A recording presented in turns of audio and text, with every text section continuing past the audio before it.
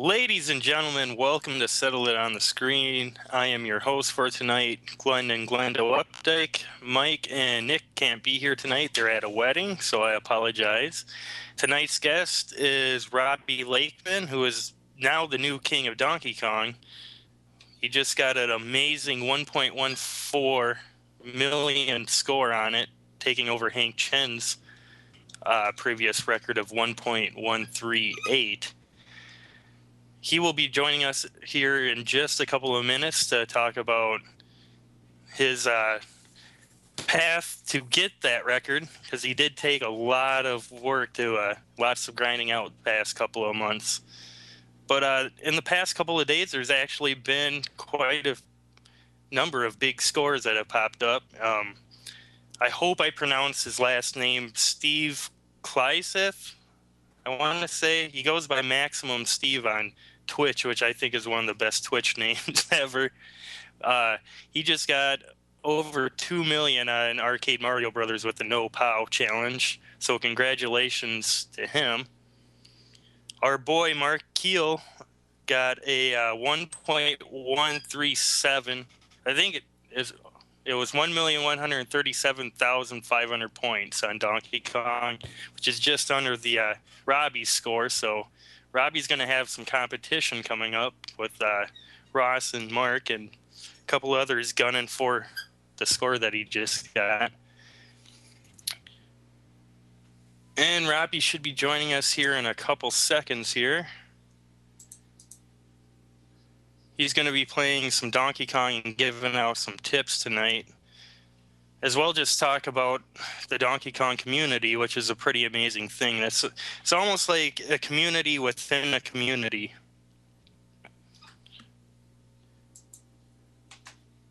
We're going to try and get him in here.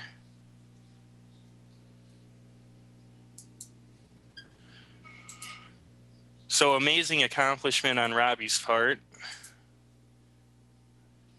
And he's been, I think, he's also the world record holder on Strategy X, Stratovox, Death Race, Cheeky Mouse.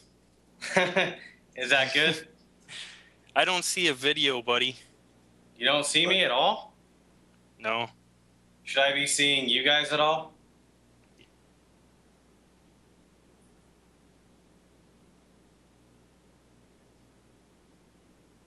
Okay, yeah, I'll do 3 then.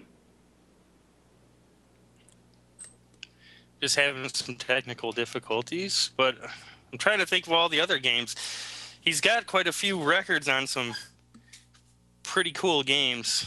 We were talking last night, and he showed me the Cheeky Mouse, and that game looks awesome as heck.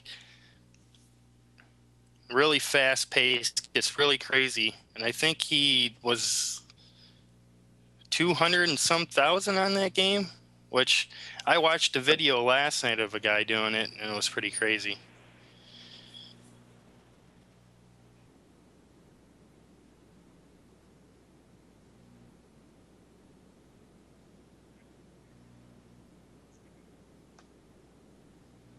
Let me give it a try. Yeah, I could do it. Yeah, it says update ready.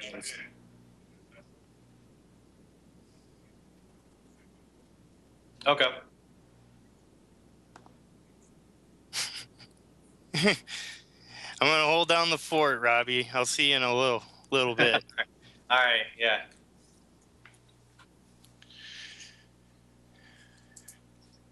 And I think there's going to be another Donkey Kong Open scheduled here in a couple months, which would be pretty cool, since a lot of people have been practicing the game to go after the record as of late. I predicted in the last one that we would see a world record, but Robbie didn't do it till like the week after.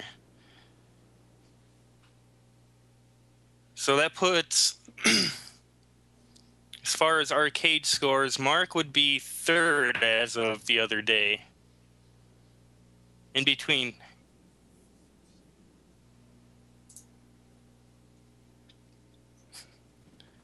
Yeah.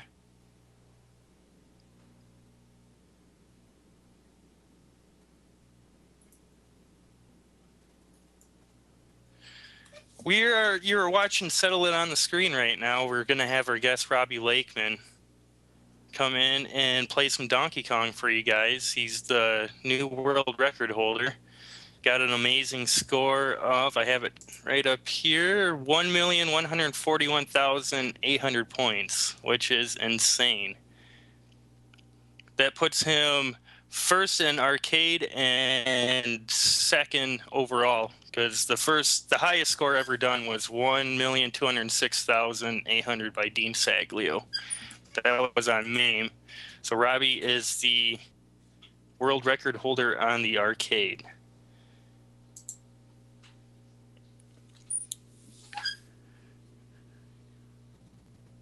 And yes, Robbie does play a mean game of Moon Cresta, which is another really hard game. Anybody got any questions about Donkey Kong? Is there anybody that's not familiar with it? Most people that follow Twin Galaxies would know that that's probably the most competitive game on the scoreboard. The competition on it is just, it's crazy. All right, you got me or? I don't see a video, Robbie. All right, I might have to just reboot my computer and give it another try because I did update it. Try that and see if that will work. Okay. That's pretty much, I guess either that or then I could just start a stream on Twitch or something if you want to get that up. That's another thing. If you would like to follow Robbie, his Twitch channel is Lakeman421, which I suggest going over there and giving him a sub. All right, I'll restart the computer and then I'll try that. If not, then we can just.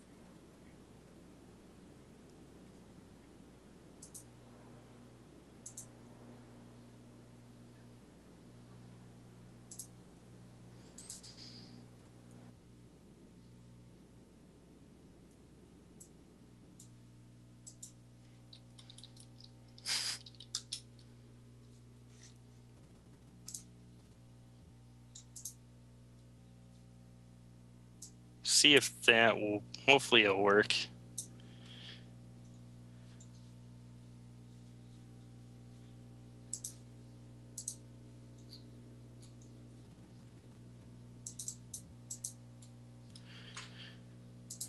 I think the Kong Off this year is going to be scheduled in March, and I'm not for sure how Richie's going to be doing it this year as far as who's going to get a definitive spot in it.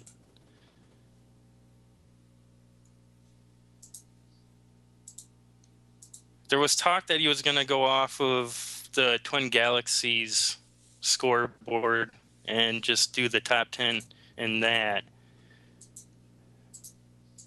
But I don't think it's set in stone. It is going to be at his place in New Jersey this year,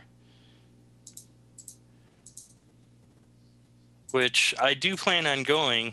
It's going to be a great time. There's going to be lots of great people there.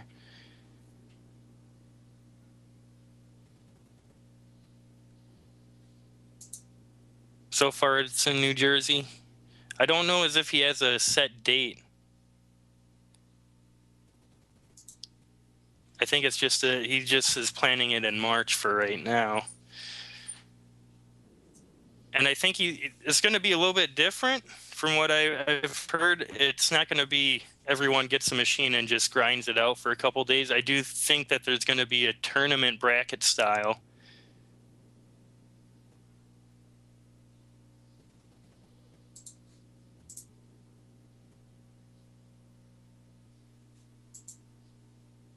Usually it's, I don't know if he's going to keep it arcade only this time or if he's going to allow MAME submissions. It's kind of up in the air. Nothing's like really set in stone right now for it. He kind of wants everyone's input on it and to make sure it's the best event possible. And that it's arcade in Maine. Thanks, Deathblade. Because if you ask me, there's enough talented people there to 3.1, Jace. Yeah, he's somehow like managed to get past the kill screen and just stay alive for like what, 12 hours? Simply select at the start menu, don't use kill screen. Don't use kill screen? Yeah. I did not know that. You have to put in the Konami code or something for that? Listen, this is why I've been known as the game master of all time, because I have these inside tracks of knowledge. Oh, really? Yes. Did you know that actually, though, Jace, you can get past it? It's not on every version, but you can actually get past the kill screen in Dig Dug. There's a glitch that you can do. All right. I think Robbie is in, but we can't see him. Is that you connected on 3? Yeah. All right. Hang up, and we're going to try to call you. Okay? All right. All right. Hold on. All right. He hung up. What I always thought would be cool is that somebody like fix Pac-Man on MAME and to make it marathonable so you could gain lives and go past the kill screen. Or maybe like even do that with Donkey Kong. Damn, look at that. There he is. We see him. He's there. And he's in fear of Steve Sanders 3 million on his Donkey Kong. And there we go. So I'll leave it to you guys. How you doing tonight, Robbie? Pretty good. Finally, we got this thing working. Nice, buddy. Nice to see you. Yeah, you as well, sir. Even though we talked for hours on end last night, but that was a good time. Yeah, just had a couple beers and just talked. So, I had 5 questions I was going to ask you. You probably already heard these questions before. Hang on real quick here. I have to bring them up. Anyways, do you have any other plans for, like, any other games that you want to go back to or maybe you're going to try in the future? Did you participate in that gaming bash of the year? Yeah, I played a few games. When I got my second place Donkey Kong score, I think it was 1,137,000. I actually submitted that score for the event. And then, nice. Yeah, and then there was a couple other games I played. I played Splatterhouse because nobody else wanted to play it, so I kind of took one for the team there. So I don't mind that game. It's just there's not enough challenge to it to keep me entertained. Yeah, I think that was my my issue with it because it was cool. Like there's that first boss with all the leeches, and then I got to the second one. I was fighting a chair, and I was just turned off by that. Just fighting a chair. Here's 4 questions that any gaming journalist must ask. First one is, what was your first memory of Donkey Kong? What does the game mean to you? My first memory, it was pretty much when I saw King of Kong back in 2011, and then after that, it was kind of I broke in the record on Cheeky Mouse. I had also Strategy X was another record I broke in, and they weren't extremely competitive games, so I kind of wanted to be good at a game that people had actually heard of. So the King of Kong, they talk about the top 5 games, so I wanted to do one of those, and then I picked Donkey Kong. And I was at the bar with my buddy, and I told him about it, and he didn't think I could do it, and I told him I'd get top 20, and we kind of made a bar bet over it, so let's see if I can get in the top 20. And then after that, I just kept playing from there. Which is crazy because nowadays, because that was a couple of years ago, wasn't it? Yeah, my first game was early 2012, so at the time, top 20, I think I was going for Brian Koo. He was around maybe 600,000 or so. And nowadays, top 20 is like what? Every score in the top 20 is like 1 million almost. Yeah, probably high 900,000s is top 20. I mean, the competition has just drastically skyrocketed between then and now. Yeah, it was a huge interest going into the game right after the first Kong off. I think that's something that really contributed to it, was a live competition where you got the 2 stars from the film and then 8 other great players all competing head to head. So I think that's kind of what really brought more interest into the game. Second question, what made you decide to go after this record? But you already answered that pretty much. These questions probably sound familiar. Yeah, part of it was the bar bet, and then I got in like 700,000, and I was kind of like, well, I've gone this far, I might as well go for the kill screen. And then I got the kill screen, and I was like, well, I could go for $1 million now. And then I kind of just kept playing until I was within reach, and then at that point I realized I could do it, so I just kept playing. Do you think you could actually break 300,000 on Cheeky Mouse if you put some more time into it? 300,000, yeah, definitely. I could do. I've done at least 260,000. I think I had one really stupid death, so yeah, there's definitely more room in that game. Because I was watching it last night, and that just gets the difficulty ramps like crazy on it. Yeah, but it looks fun. Yeah, it's a fun game. It's pretty straightforward of what the game is. You're just bashing mice with a hammer. Which, on paper sounds boring as hell, but you have to play it. It's actually really, really fun. Yeah, it's a fun game. It can be really tough too, and then you have those critters that can kill you instantly. So yeah, you have to bash mice for almost an hour to get the record now. We were talking last night, and you said that you almost consider Stratovox, like, you hold that closer to you than the Donkey Kong record almost. Yeah, in a way, because when I was trying to learn how to play Donkey Kong, all I did was research, because all the information was available. So all I had to do was go online and just watch other people play or read just certain strategies and try them out. But with Stratovox, that was just a game I picked and I liked, and I just kind of sat there for a couple months and just figured it out on my own, and probably played it in a way that nobody else plays it. So that's kind of why I'm proud of that. I actually figured out the game for myself.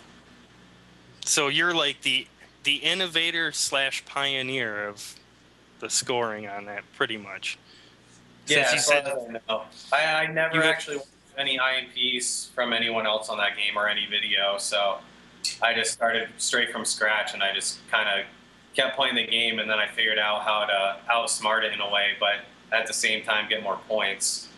That's pretty much how I played, or got a lot of my records, was just playing the game by myself. Some of the games I do have records on, they're not as popular on the NES, but they're games that I played when I was a kid, and I still love.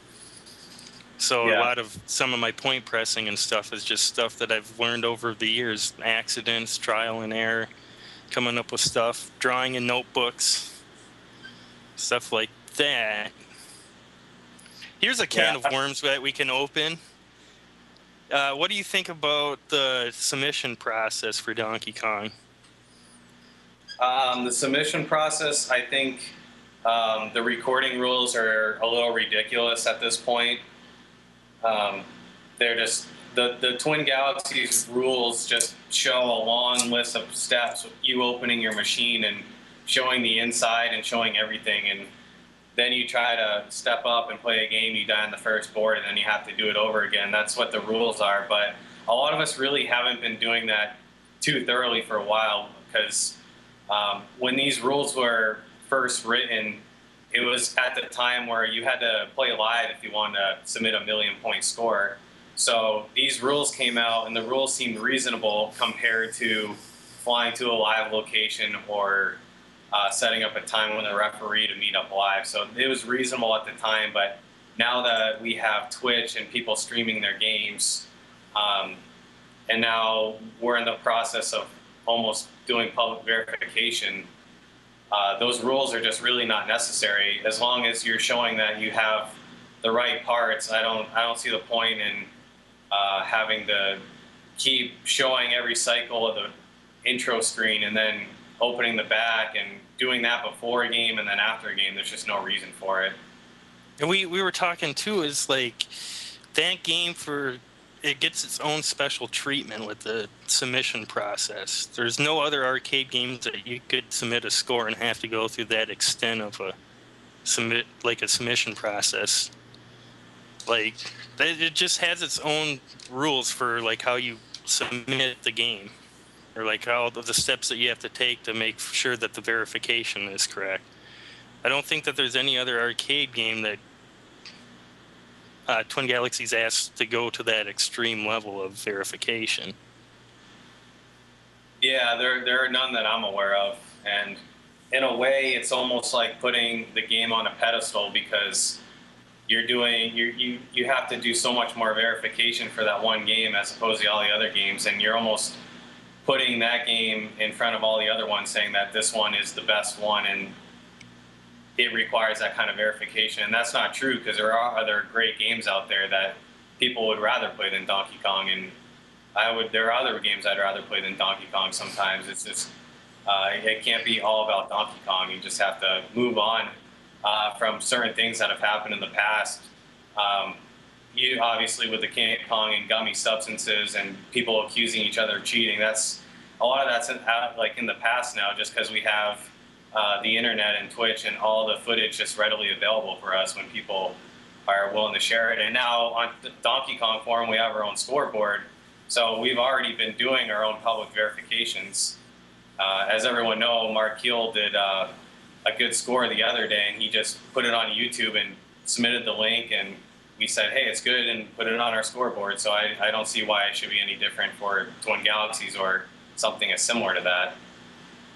And it's different nowadays because there's not going to be some random guy that just comes out of the woodwork and breaks the world record that nobody's ever heard of.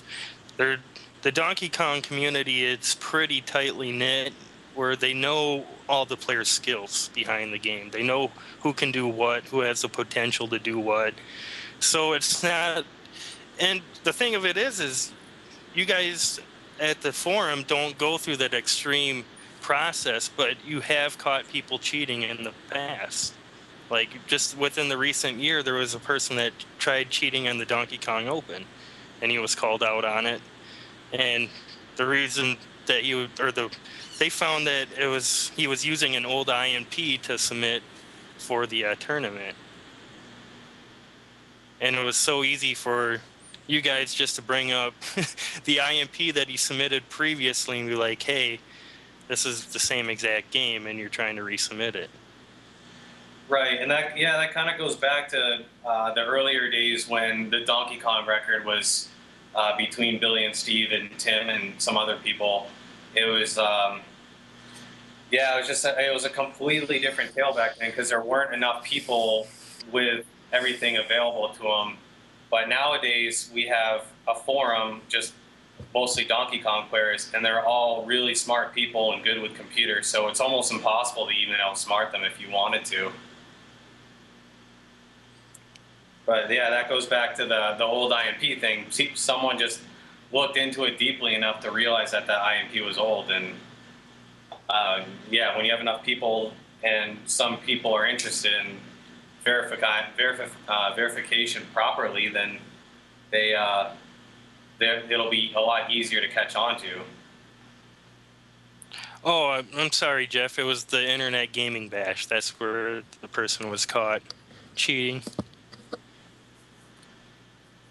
But either way, it just goes to show you, it's like you guys aren't doing that extreme verification process, and you can still call them out just because the sheer amount of people that follow that game within the community.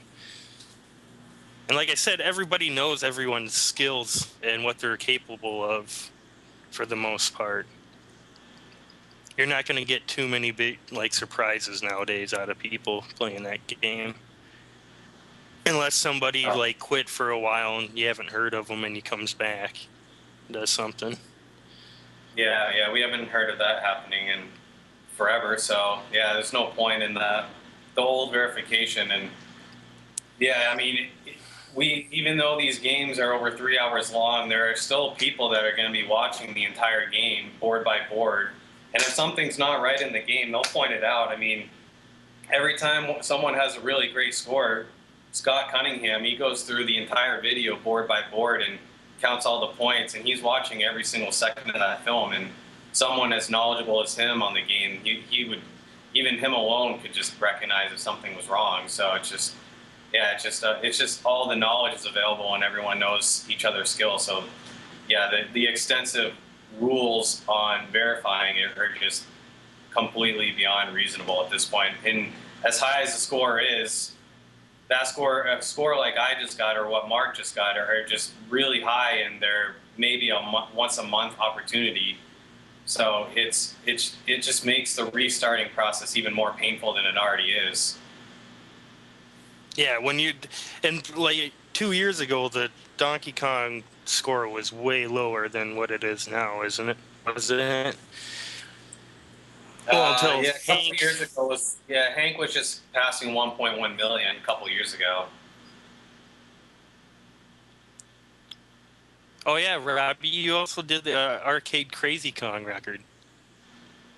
Yeah, I did that last weekend. I was at Eric Tesler's house, and he just got a Crazy Kong cab from Richie. So Eric has his own scoreboard at his house for all the games that he has, and his score was on there as like 562,000. I was like, oh yeah, I could definitely beat that. And I did some point pressing, and I just played pretty well. So I ended up just passing Jeff on that. So I got the badge, which that's what matters to me the most, is getting the badge. But I think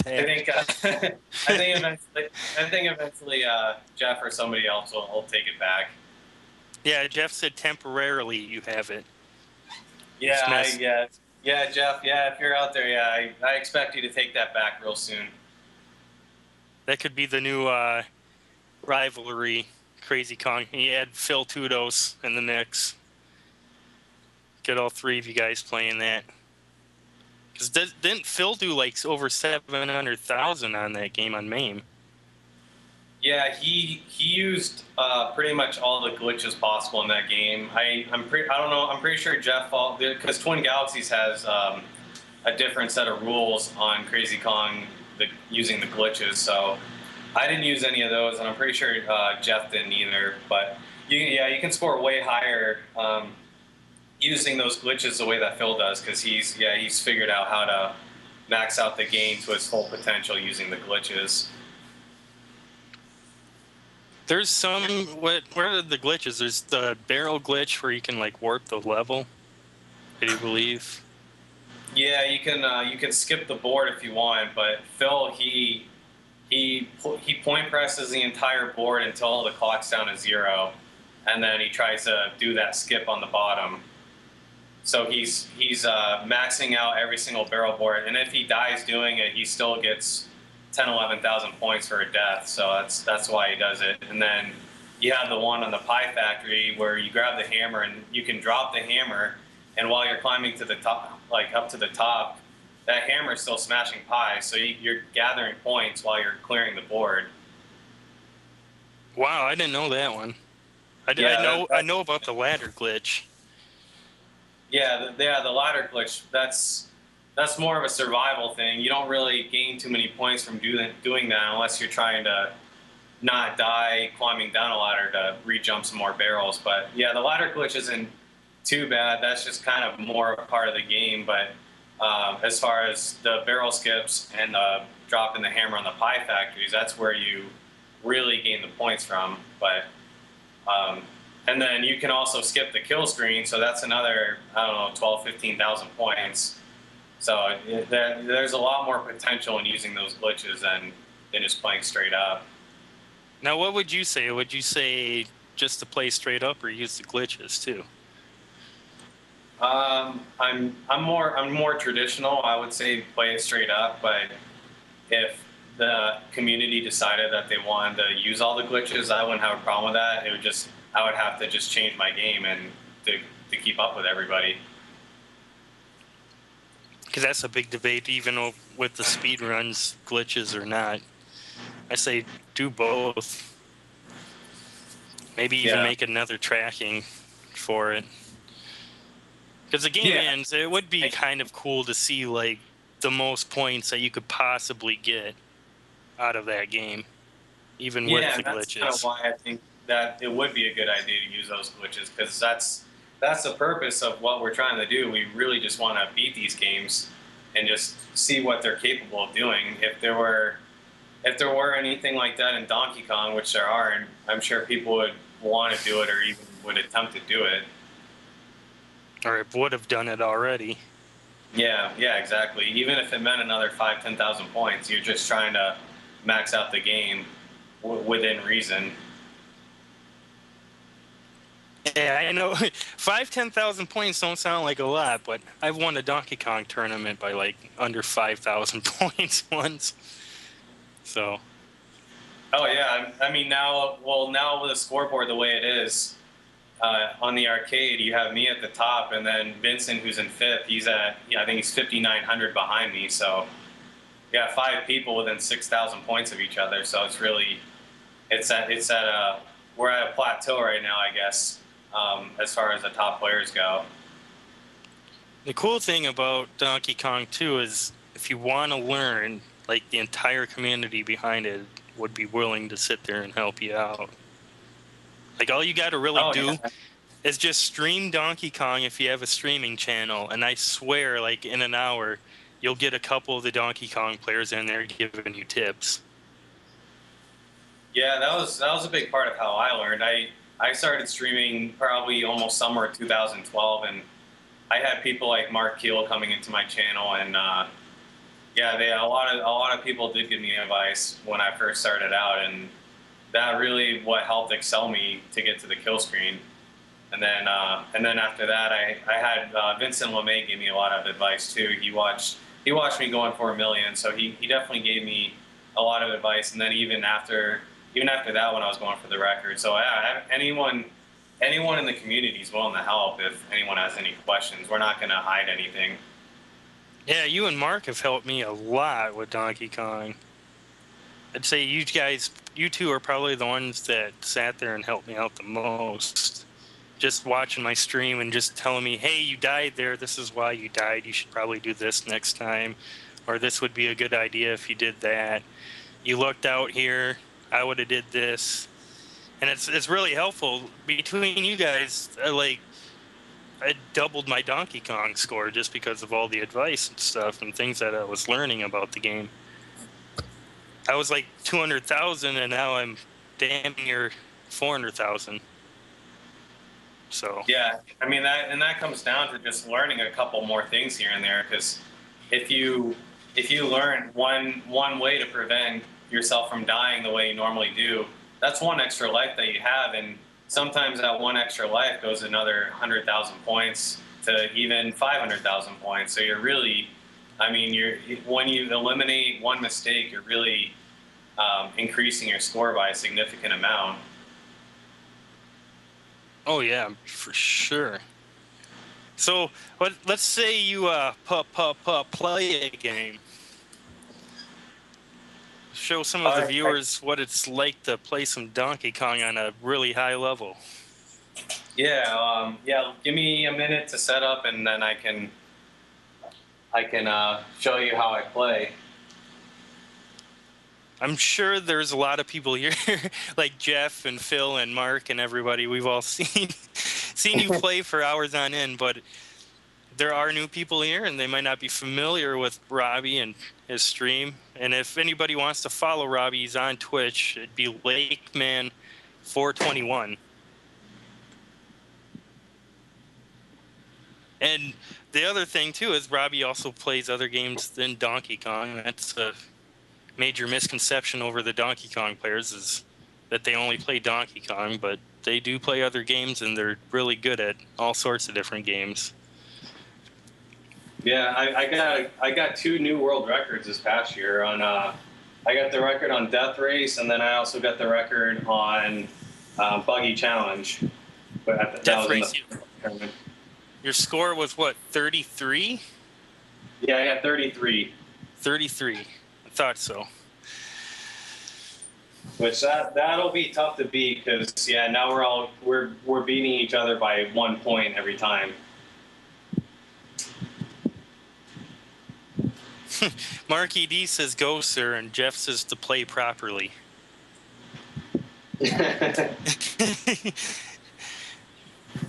Well, Alan says that I play too much Risk, so I don't know if that's properly enough.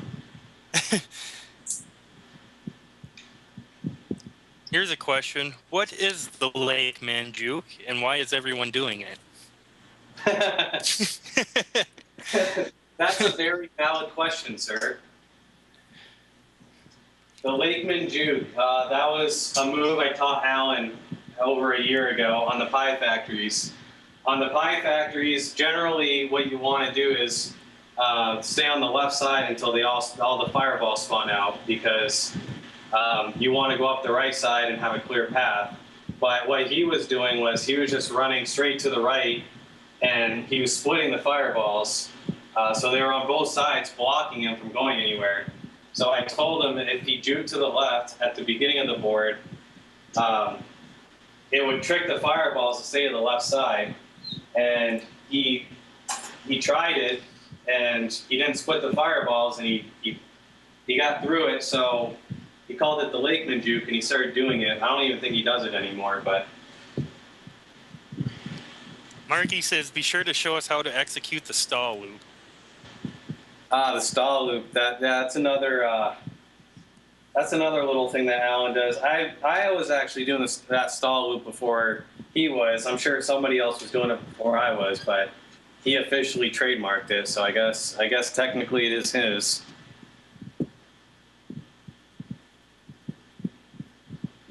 Panda, just go to twingalaxieslive.com and you will see underneath the video there will be these wonderful, fantastic blue call buttons. And right now we have TG Live 3 through 8 open. So you just click on one of those blue call buttons and accept, and you should be able to call in.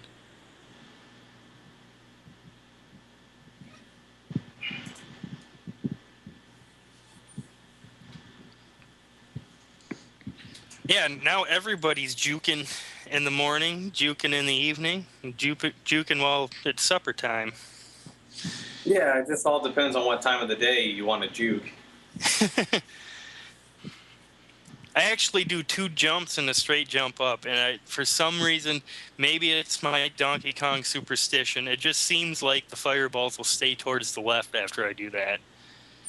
Well, that was the purpose of the juke when I taught Alan was, I told him that they would stay to the left. And he did it once, they stayed to the left, and he believed it, so he kept doing it. But I'm sure he doesn't do it anymore.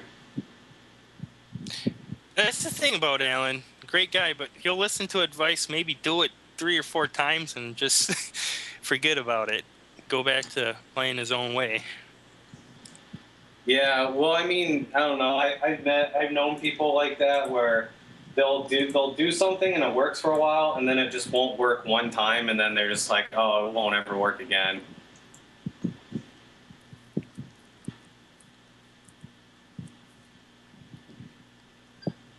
So I'm trying to set up my camera, but I have the lag, so I have to keep waiting to see if it looks good.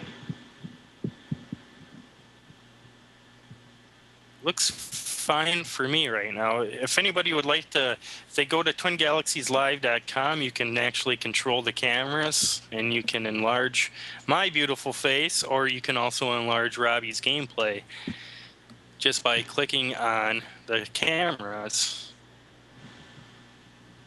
All right, Glenn, can you see like the score and everything? Does that look good? All right, yes, sir.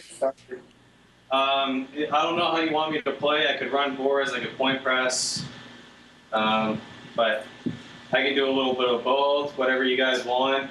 I mean, enough people. Just give the viewers the basics. Maybe just try to get them into playing Donkey Kong if they're interested. All right. Yeah, I can run boards for a little bit, and then once I get to like level 5, I can show them how to point press. Yeah, there you go. Once you get to level 5, that's when you have the same thing over and over and over again. But And the barrel boards get a little bit easier, and you can point press them a little bit easier. Yeah.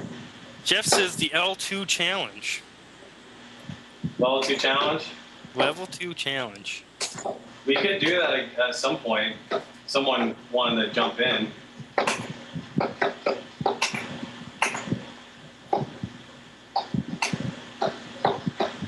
Well, Ben says oil can record attempts.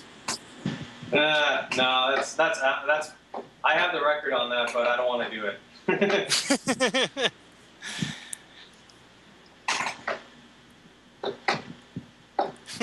I love that Donkey Kong has so many different records that you guys track on the forums, like within the game.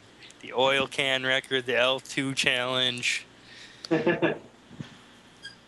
So on these rivet boards, what you want to do is typically you want to clear this bottom left rivet, and then you go up to the top left and clear those rivets, and then climb back down this hammer. So the thing is with the hammer, once you have the hammer, you can't jump or climb a ladder. So this way you can go back across the screen and not have to worry about going back or climbing any ladders. It's generally the safest route if you're just starting out, if you just use this pattern. And after this, you just want to clear all the other rivets however you can. If you just got to avoid these fireballs. Now, see, when I was playing, you noticed that I was believing in the weave way too much in the beginning of the levels. And you told me to just do the star pattern to level 3 or level 4 and then decide on what one's better. And that helped my gameplay out tremendously. Yeah, on the earlier boards, the fireballs are pretty slow, so it's a lot more forgiving for the star pattern. But it's also, there's more potential for points when you use that pattern. So this board level 2 is kind of a pain because the barrels don't steer as well. So the barrels are programmed to kill you, so when you're holding the joystick in a certain direction, the barrels want to go down that ladder. So I'm pushing right and kind of just trying to get them away from me right here, just like that. Just keep steering them away until you have a clear path to this hammer.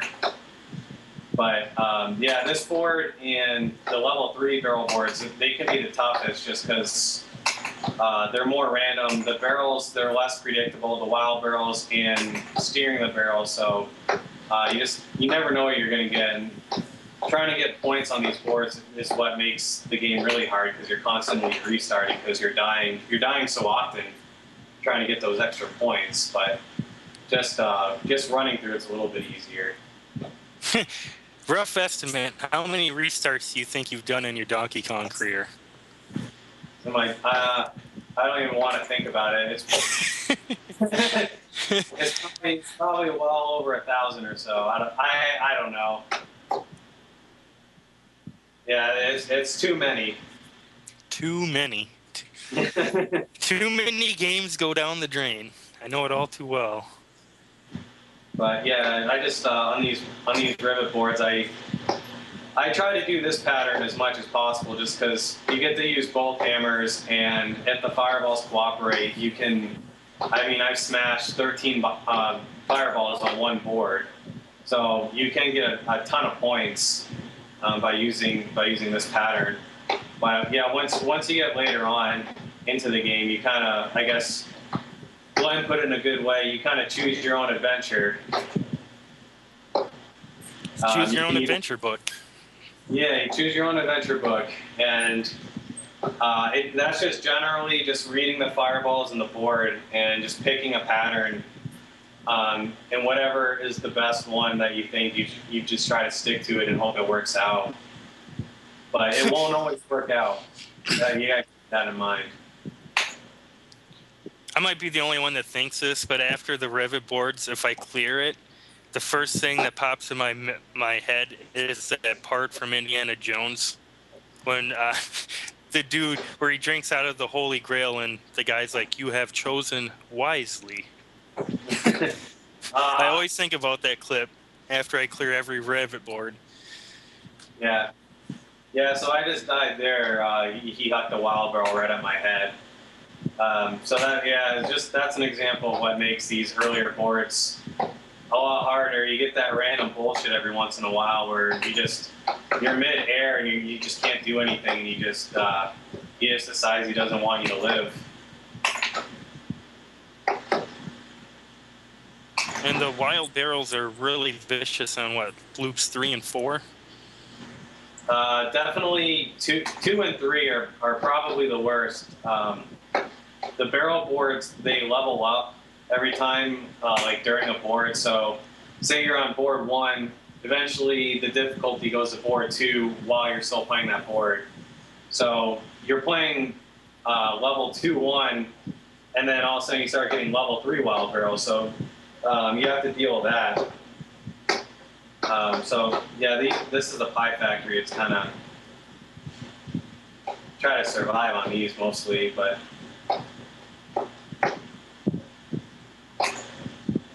this one's easier because there's only 3 of them you have to deal with.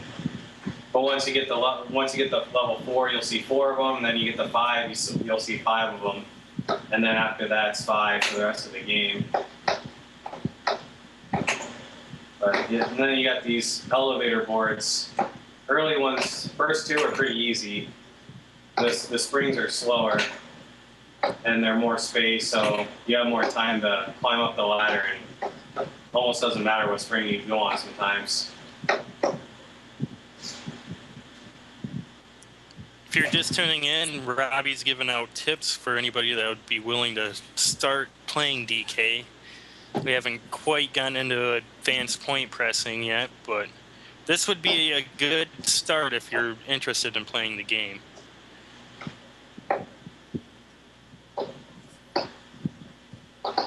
So yeah, just same thing on this board.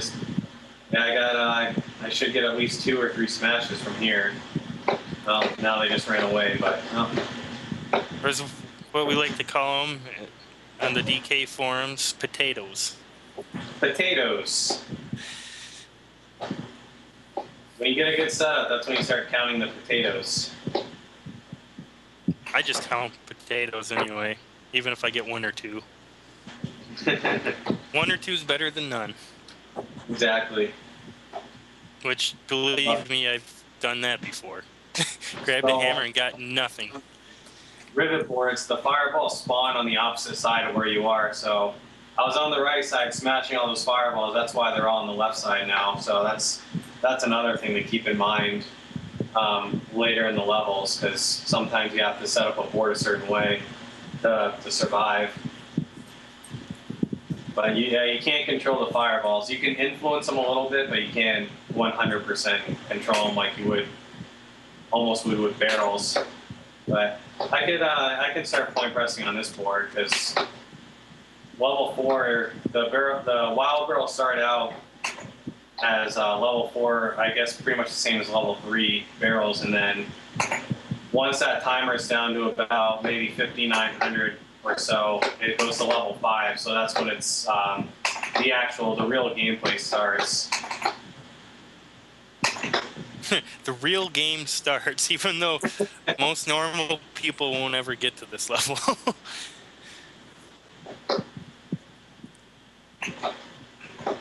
Did Donkey Kong Country evolve from this game? Interesting fact. The Donkey Kong in Donkey Kong Country is actually Donkey Kong Jr. Cranky Kong is the original Donkey Kong. Or so they say in the timeline. So Donkey Kong in Donkey Kong Country is actually Donkey Kong Jr., and Cranky Kong is the original Donkey Kong throwing the wild barrels. They are trying to kill Robbie right now.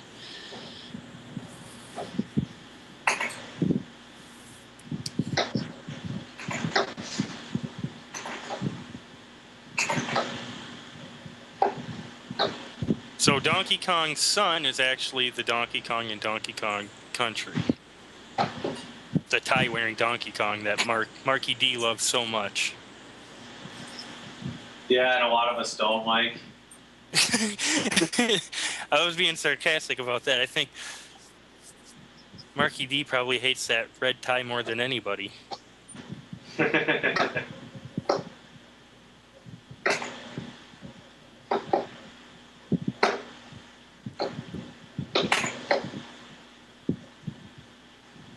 Donkey Kong's kind of a weird one, like as far as gameplay evolving.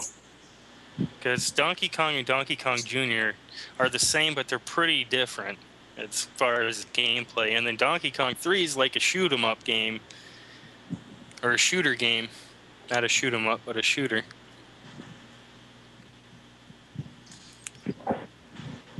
And then after you get into the arcades, then you get the console games.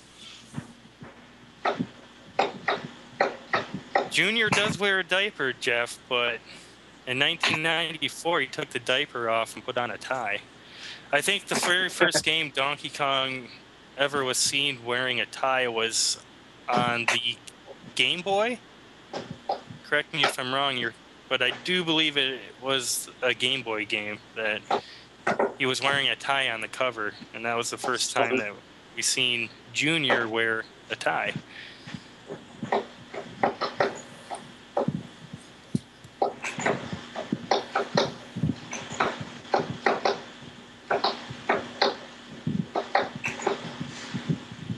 So this is a newer technique, or kind of, I guess, one of the newest techniques that have been around is you wait up here and you group the barrels, so you gotta, but I got that fireball coming up, so I can't do it right now, but I'll do more of that later. That's where the real fun begins, is when you're trying to squeeze all the points out on a barrel board, because if you average 100 points more per barrel board, that's 5,000 points in the long run. So that's kind of why every point matters, especially on the barrel boards, because you see 3 of them per level once you get to level 5. Them pro strats. Pro strats. So I'm going to try to have both these prizes. I'm going to go for that purse too. A lot of people don't go for that purse, but I go for it because it's an extra probably 300 or 400 points per elevator board, so I think it's worth it. Oh yeah, especially if you're trying to grind out every single possible point that you can. Nashville, and this is Robbie Lakeman playing Donkey Kong with us tonight. The one and the only. Sensei Robbie Lakeman.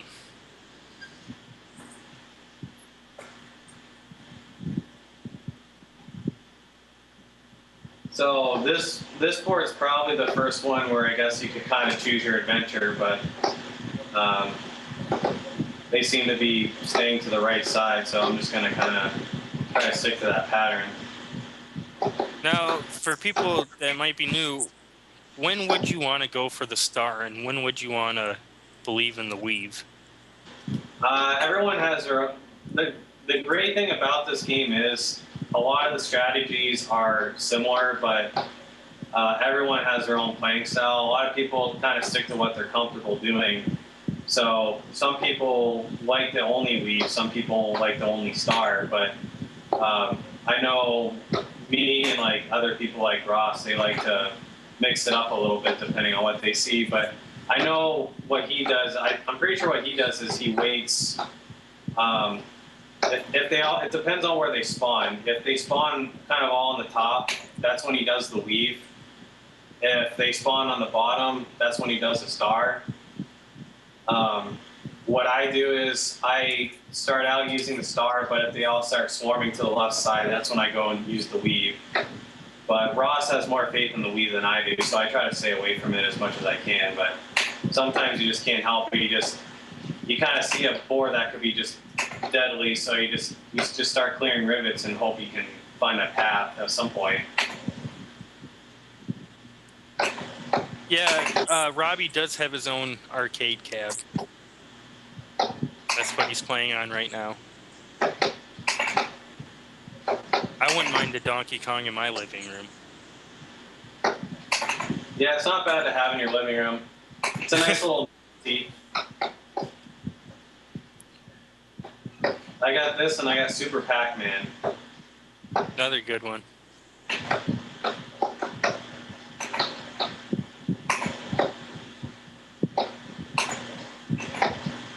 Alright, this fireball's giving me hell, but... That jerk fireball. Yeah, those jerks. Just gotta hope you find a good path, and I just got one, so... But that's the thing when you're trying to play at my level, is when you're on the bottom hammer, what you want to do is you want to wait until you have a good barrel set up to get as many smashes with the bottom hammer as possible. So sometimes you have that fireball immediately come up, and you're still waiting for barrels, but then he decides to keep going up, and then that's when you just can run into problems. But it's just... You can't keep giving up those points, because in the long run it really makes a difference. So it's just, you have to deal with it, and you just have to hope it ends up working out. It's a win-win situation. Exactly. This is the calmest I've ever heard you play in Donkey Kong. I think it's different when you have the record and you finally got what you wanted. So it's just, you start having fun with it. You've been stressing over it for too long. Now it's just time to relax. It is. I can get frustrated later.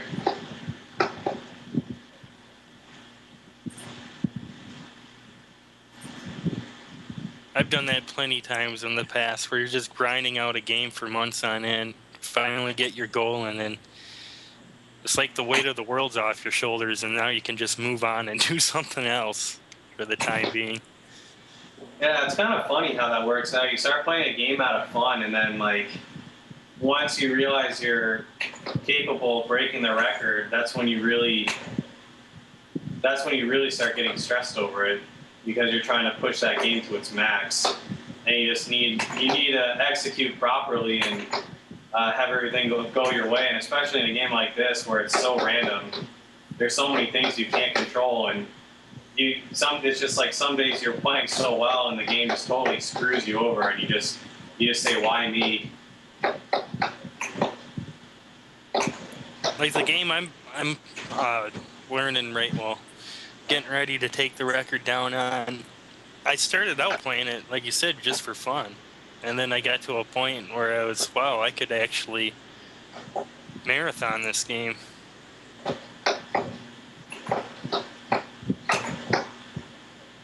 Now I'm getting ready to do that coming up.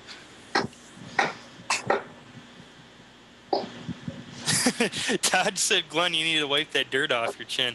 I know. I shaved. I feel so just naked, man. It was like down here. Like almost down to my collarbone. During the Twin Galaxies card event in August. And then I got home and shaved it off. Walter didn't even recognize me, because I had this beard going on. He's like, I didn't even recognize you, Glenn, with that beard. Like, yep.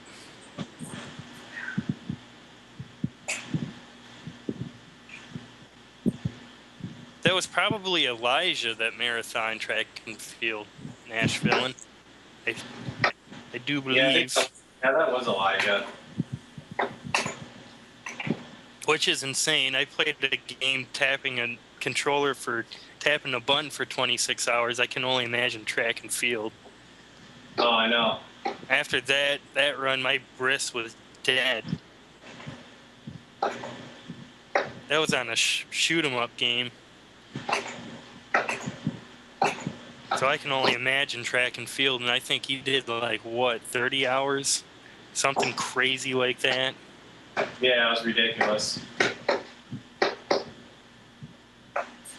And obviously, you got to press the button faster in that game than you would in any shoot 'em up. So I give him mad props. Yeah, Glenn, my laptop's on my cab, so I can't really see the chat too well. But if anyone has a question on my gameplay or how to, or have any questions on why I'm doing a certain thing, just let me know and I can answer the question. Okay, I'll let you know. I don't know what kind of crowd we have, if there are people who are DKF members or people who just never seen the game, but It's a mixed match. It's about half and half. Half Donkey Kong players and half people that are new to the game. oh, that's good.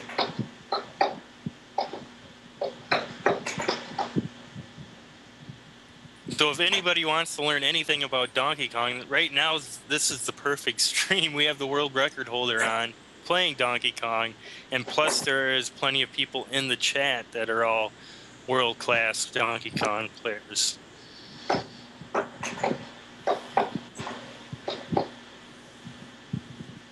Yeah, so this grouping strategy I got going, this is how you're milking out all the barrel boards, and it's just it's pretty much the most patterned out thing in the game, with wild barrels as a variable. But yeah, it's one thing to get used to, but in the long run, you can average at least 2,000 points more per board, as opposed to just using both hammers. So in the long run, you're definitely scoring a lot more points. I've once seen Brian Allen go for both hammers and still end up with not as much points as a normal person would do just getting the top hammer. Yeah, I mean, it's just it depends on how a lot of scores are depending on how effective you are with the bottom hammer. If you have a good bottom hammer, you can easily score over 1,050,000, no problem. And that's why I wait, or a lot of people at my level, they wait on the bottom hammer even if that fireball goes up, because yeah, you need to smash as many barrels as possible. But yeah, if you're just grabbing the hammer and that's it, I mean, you're not going to really score too many points. Yeah, and grabbing the hammer and steering barrels away from you. Yeah, that won't get you too many points. Sometimes you can even lose points if you keep doing it. Yeah, that's what I was saying. I've seen him lose points before doing that. Oh yeah, it's definitely possible. Because if you're not smashing barrels, you're also running down the clock even faster. So the timer's ticking down a lot faster, so you're losing points. Man, this fireball's not letting me have it. There we go. Do you think breaking the Donkey Kong world record is more important to you than taking a morning dump? I mean, they're both pretty important, but I guess I have seen somebody compare a Donkey Kong kill screen to taking a morning dump.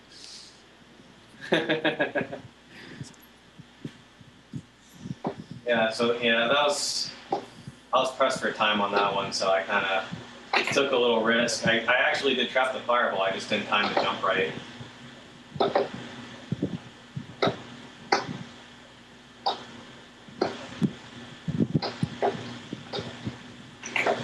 This is Glenn's favorite part. Choose your own adventure. Yeah. Oh boy.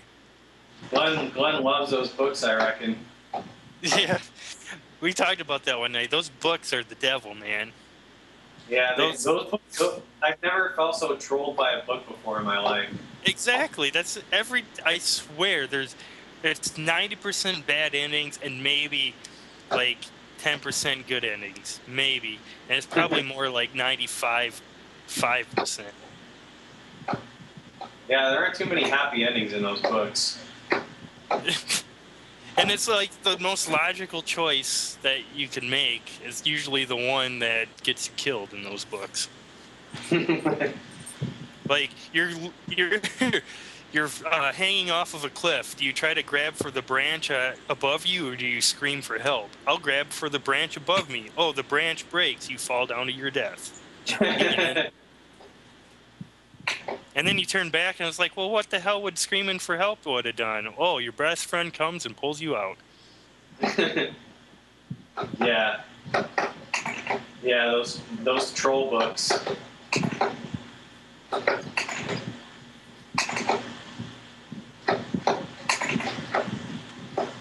Choose your own adventure books, trolling kids through literature since what, 1988?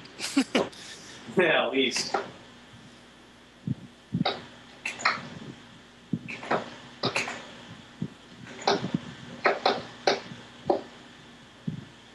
I was just happy that you knew what the hell I was talking about when I said choose your own adventure book. Yeah. Oh yeah. My mom used to get me those books when I was a kid.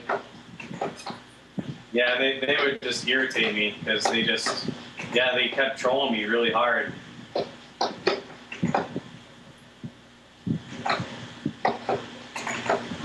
Yeah, another thing, he just threw that wild barrel. So when you get to level 5, the wild barrels, they don't pinball like they do in the earlier boards. So you know where they're gonna be, but at the same time, I'm always watching, like Donkey Kong has like an animation about him. You can see him reaching for a barrel, and then kind of he holds it between his legs, and then he releases it. So I always have to watch what he's doing. If he's reaching for a barrel, there are certain spots they don't want to be. So you have to keep that in mind when you're trying to get to the kill screen. And if you're trying to climb that short ladder to the top hammer, if you time it poorly, he can throw a wild barrel right on top of your head. And what we in the community call it's 1/16, because that's the odds of getting hit by a wild barrel is 1 in 16, which doesn't seem like the odds are too bad, but when you're seeing over 50 barrel boards, it can make a difference if you have one extra life in the end or not. So you always have to keep that in mind.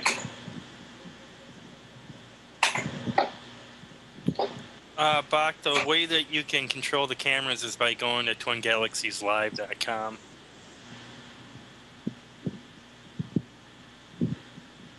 I don't know how it works on mobile.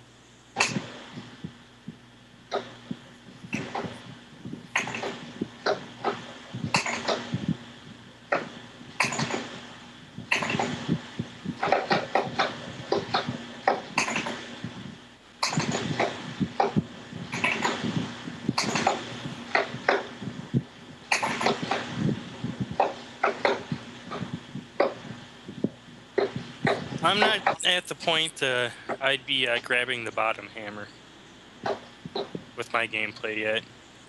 I'm still just shooting right up to the top and grabbing the top hammer and forgetting about bottom. Yeah, I recommend anyone who's starting out to just run boards. That's the best way to learn. Because there are just so many other aspects of the game you should probably learn before you start point pressing.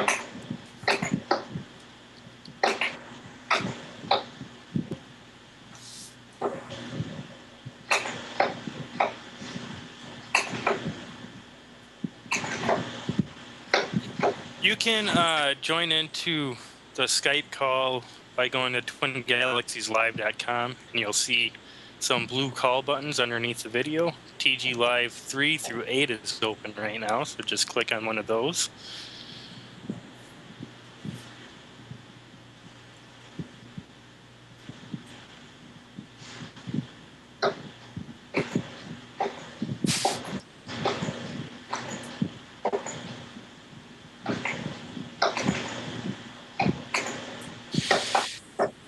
Am I starting to like DK yet? No.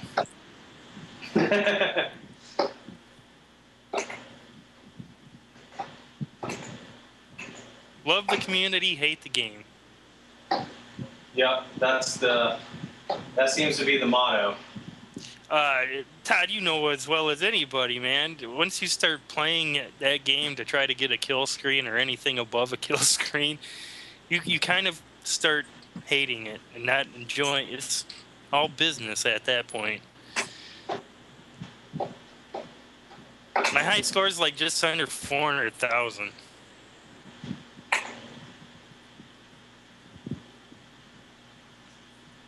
But I haven't been playing it I haven't played in like weeks, like a serious sit down and play it. Been busy with work and everything. Yeah, it's a game you can't really take too many breaks from either, because then you get rusty. Do I find it boring and repetitive? No. Yes and no. I have played a lot more boring and repetitive games for longer. I mean, hell, Pac-Man, come on now, once you run patterns, I don't think there's anything more repetitive than that. It's frustrating. That's why I don't like it. It's frustrating. It's kind of like, I don't know, like Zookeeper's frustrating too, but I enjoy it more. Which, it's a broken game and everything, but I don't know.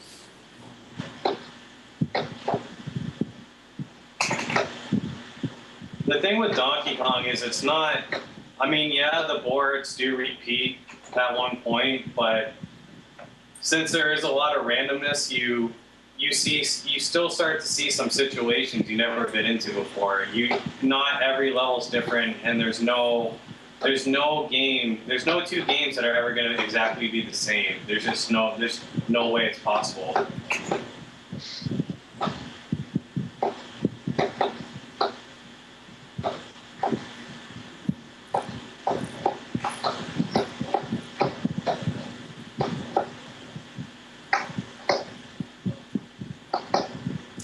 I only played Turbo Pack, and I just ain't got time to sit there and grind out Pac-Man for 4 hours.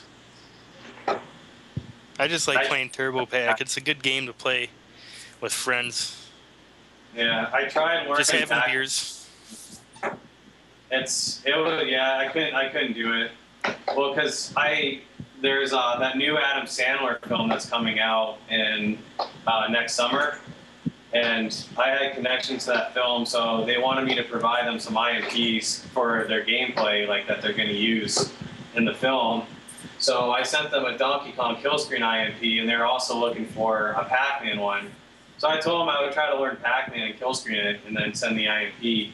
So I spent probably about 2 or 3 days trying to learn that game, and I think like the second or third day I got about 800,000, and I just couldn't do it anymore. I just said, no way.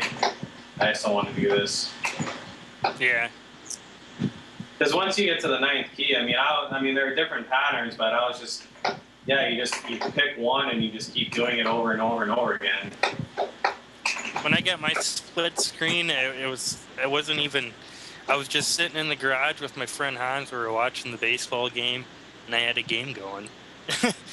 About the time that the baseball game ended, I ended my game. And I had to go like 1,000,000 points on my last man. Yeah. Which was, once I got over 3 million, then that's when I started sweating, and it got kind of, yeah. I kind of got a little bit nervous there. I ended up pulling through.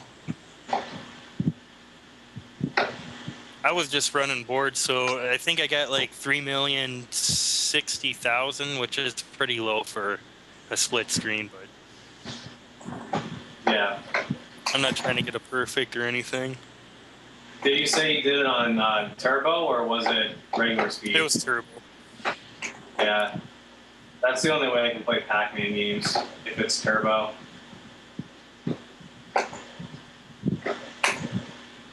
Which it is easier, but I just enjoy it more.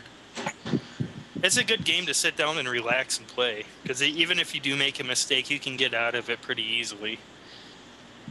Yeah, I like to call like that kind of game like a good like beer game. Like you can hold one beer in your hand and then play the game with the other hand.